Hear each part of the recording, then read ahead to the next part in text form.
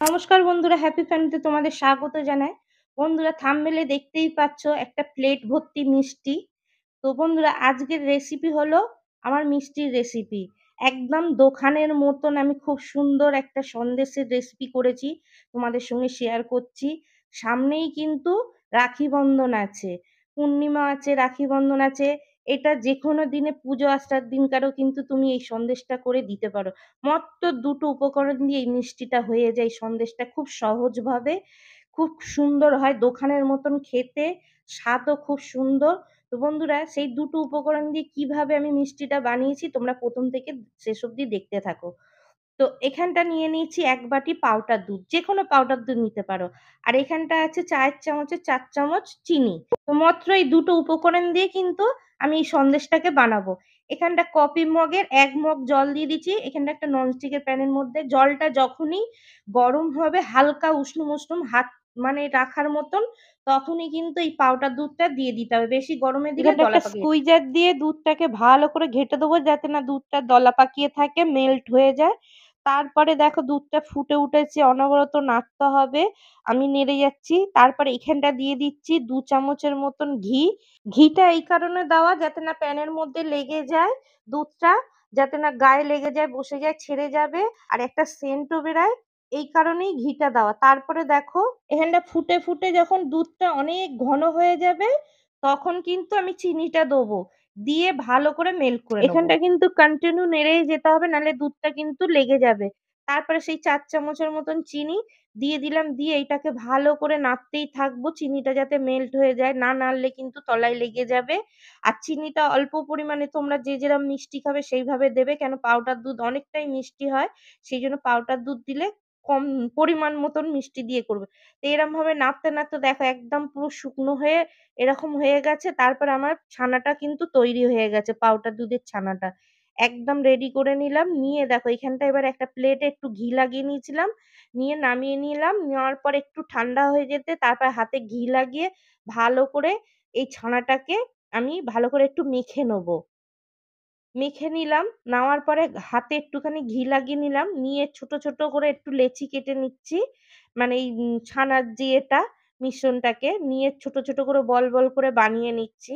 নিয়ে দেখো এরমভাবে সবকটাই এরমভাবে তৈরি করব। তো এবারে নিয়ে বল, বল করে কেটে নিয়ে একটু গোল করে নিলাম। নিয়ে হাতের মধ্যে একটু চেপটে, চেপটে দিলাম মিষ্টি। তোমরা যেকোনো শেপে করতে পারো। আমি কিন্তু এরম শেপে করছি। তারপরে এরম কাঁটা চামচ নিয়ে একটা ডিজাইন করে নিলাম। তোমাদের যেরকম ডিজাইন তোমরা পছন্দ দিতে পারো।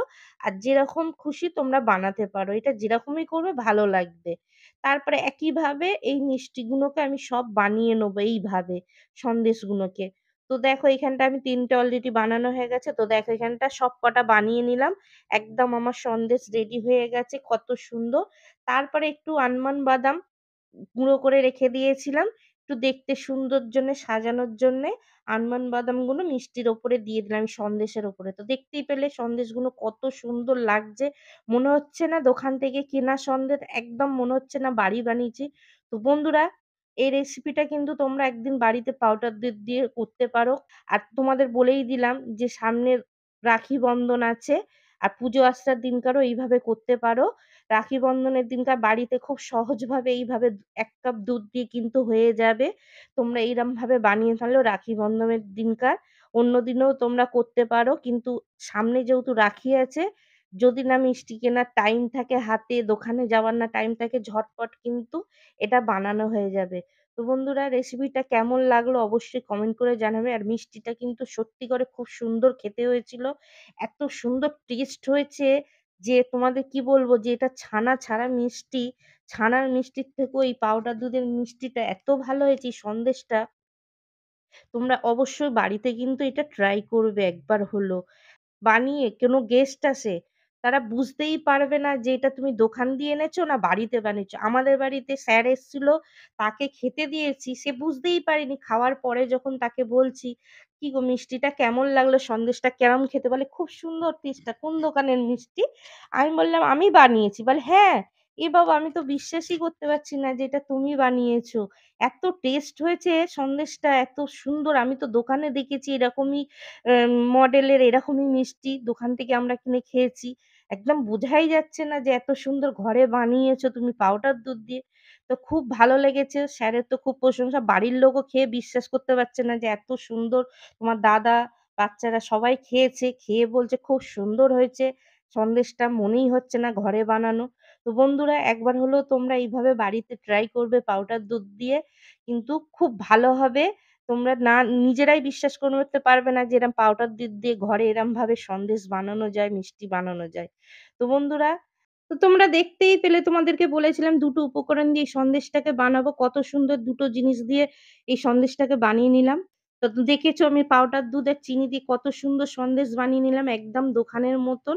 তো তোমরাও এরম ঝটপট করে পাউডার দুধ দিয়ে বানিয়ে নাও রাখি বন্ধনের দিনকার। ভাইদের রাখির দিনকার এই মিষ্টিটা করে খাওয়ালে ওরা কিন্তু খুব প্রশংসা করবে। আর খেয়ে ওদের ভালো লাগবে আর ওরা বিশ্বাসই করবে না তুমি বাজার থেকে এনেছো না ঘরে বানিয়ে দিয়েছো। তো রেসিপিটা যদি ভালো লাগে অবশ্যই কমেন্ট করে জানিও। তো বন্ধুরা এই রেসিপিটা সবার সঙ্গে শেয়ার করবে প্রচুর পরিমাণে। আর কমেন্ট করে জানাবে তোমরাও কি বাড়িতে বানিয়ে খেয়েছো কিনা? খেলে কমেন্ট করে জানাবে।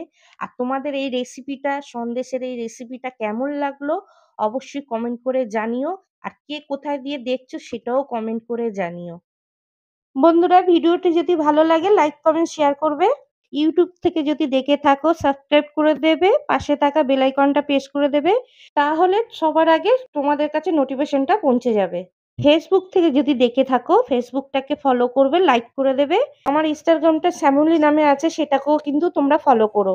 আবার চলে আসছি অন্য কোনো রেসিপি নিয়ে, অন্য কোনো ভিডিও নিয়ে। তোমরা ভালো থেকো, সুস্থ থেকো।